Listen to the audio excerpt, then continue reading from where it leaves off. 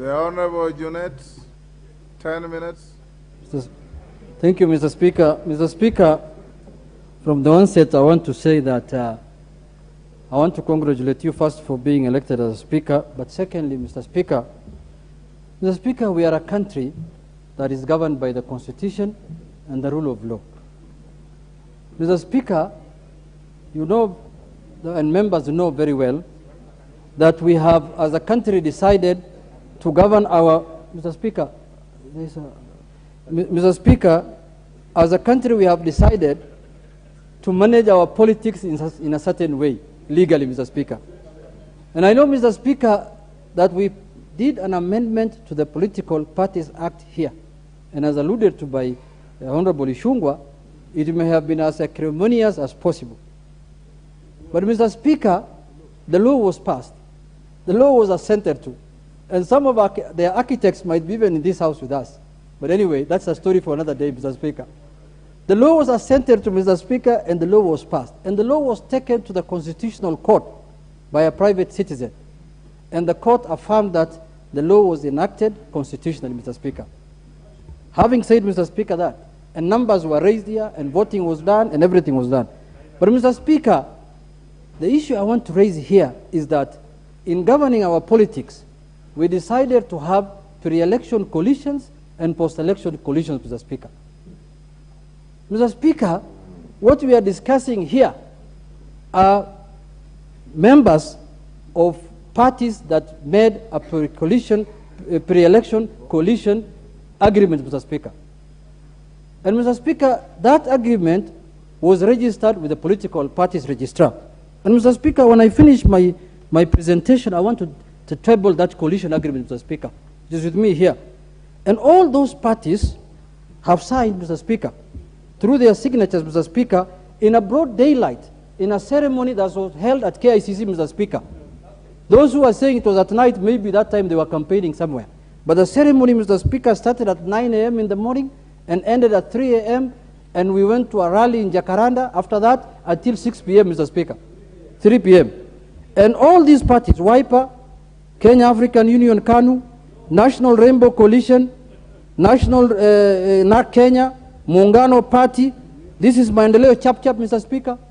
They have signed here with their secretary, Mr. Wilfred Sijui Nyamu, Mr. Speaker, Democratic Action Party, Devolution, all of them signed here, Mr. Speaker.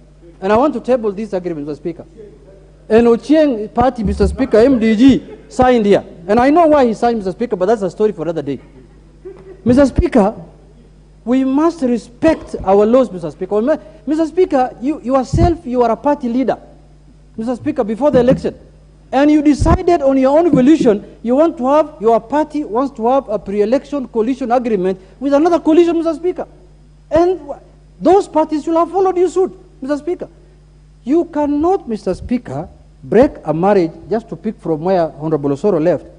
You cannot engage in another marriage, Mr. Speaker, and marry another person before you divorce the first one, Mr. Speaker. And when you want to divorce, there is a divorce procedure to follow, Mr. Speaker. You must divorce procedurally, Mr. Speaker. Mr. Speaker, what I want to say is that, Mr. Speaker, this pre-election coalition agreement is in force, Mr. Speaker. It is registered. This country has left the era when coalition agreements used to be rubbish the way they want, Mr. Speaker. That is what made the Political Parties Act to bring provisions that make sure that coalition agreements are held against the people who signed for it, Mr. Speaker. You remember the MOUs that were signed in 2002, the MOUs that were signed. When the new constitution came, this parliament, in its own wisdom, passed the Political Parties Act and said that you have to deposit the agreement with the registrar of political parties. If you want to exit this coalition agreement, there are exit clauses you have to follow. There are clauses that allow you to exit, Mr. Speaker. But, Mr. Speaker, more importantly, the parties that claim to have left this coalition, Mr. Speaker, have written to me as the Secretary General of Azimio. They have petitions. They are saying after that they are going to the Constitutional Court to get an order to get out of the coalition. That is the right route. If they knew they can walk in and walk out as they wish, why are they deciding to go to court? They should have just walked away like somebody who is in a supermarket, Mr. Speaker. Mr. Speaker, it is either, when we came here, Mr. Speaker, we swore to uphold and defend the Constitution, Mr. Speaker. That is the oath of office we took. And the Constitution demands us to respect instruments of legal nature like this that you have committed yourself to, Mr. Speaker. If you want to walk out of it the way you want, that's your choice. But the fact of the matter is, this country will be governed by the rule of law. This country will be governed by the Constitution, Mr. Speaker. Mr. Speaker, how do we have a mature democracy? Mr. Speaker, this presidential system that we are using to govern our country, we borrowed from the United States of America.